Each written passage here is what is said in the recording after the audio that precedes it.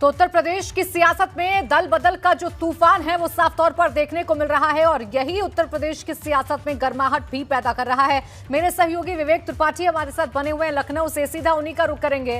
विवेक, एक तरफ एक के बाद एक इस्तीफे हैं तो दूसरी तरफ आरएलडी की लिस्ट भी आ चुकी है जिसमें साफ तौर पर प्रत्याशियों के नामों की घोषणा हो चुकी है। फिलहाल किस तरीके की सुगबुगाहट आप देख रहे हैं, क्योंकि एक के बाद एक नेताओं का मिलने का सिलसिला, बैठकों का दौर लखनऊ में जारी है।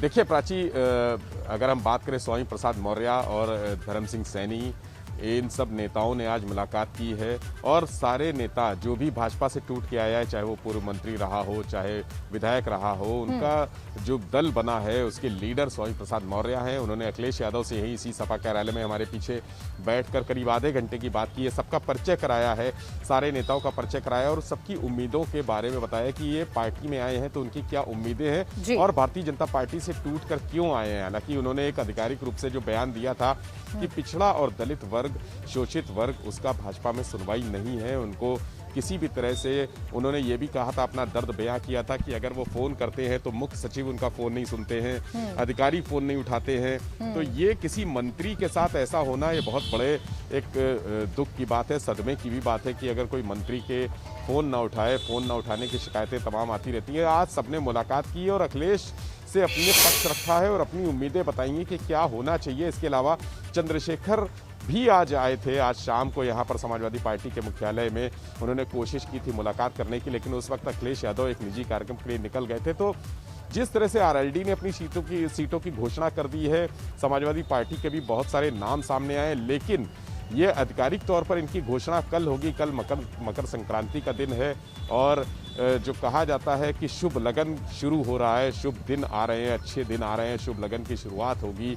कोई भी जो काम होता है, जो अच्छा काम होता है, नया काम होता है, वो खरमास में नहीं किया जाता है। तो खरमास अभी तक चल रहा था, कल मकर संक्रांति में इस जो खराब समय होता है वो खत्म हो जाएगा और ये शुभ काम शुरू होंगे। तो समाजवादी पार्टी चाहती है कि शुभ काम जो जोड़ने और तोड़ने का है, दूसरे दल के लोगों को, प्रमुख रूप से भाजपा के लोगों को अपने यहाँ लाने का है और उसके बाद जो सीटों का एक समीकरण, जो तस्वीर सामने आ रही है, चाहे पश्चिमी उत्तर प्रदेश में हो, चूंकि पहला चुनाव वहीं का है, पहले 2 चरण पश्चिमी उत्तर प्रदेश और खीरी जो एरिया है वहाँ के होंगे, तो वहाँ जो तस्वीर उभर के सामने आ रही है उसकी तस्वीर को और एक रंगों से निखार कर रखा जाए। और कल का दिन वो दोपहर 12 बजे के आसपास ये तय किया गया है। जैसे अभी स्वामी प्रसाद मौर्य से मेरी बात हुई, उन्होंने कहा कि ये 7 नहीं है, चूंकि वो 7 लोग थे, ये 7 नहीं है, उन्होंने कहा 100 और हैं।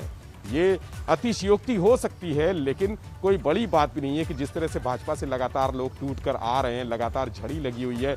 और अखिलेश ने कहा भी था कि रोज एक आदमी इस्तीफा देगा, यानी एक माहौल बनाने की कोशिश हो रही है समाजवादी पार्टी के पक्ष में, एक माहौल बनाने के लिए कि एक साथ इस्तीफे नहीं देने हैं, रोज एक आदमी इस्तीफा देगा, रोज एक आदमी। बिल्कुल, देखिए हर दिन भारतीय जनता पार्टी को झटका देना है, इसी तरीके की रणनीति फिलहाल तो नजर आ रही है विवेक, और उसकी जो सीधा असर है वो आने वाले चुनाव पर देखने को मिलेगा और उसकी जो तैयारी है वो साफ तौर पर देखने को मिल रही है। शुक्रिया आपका विवेक।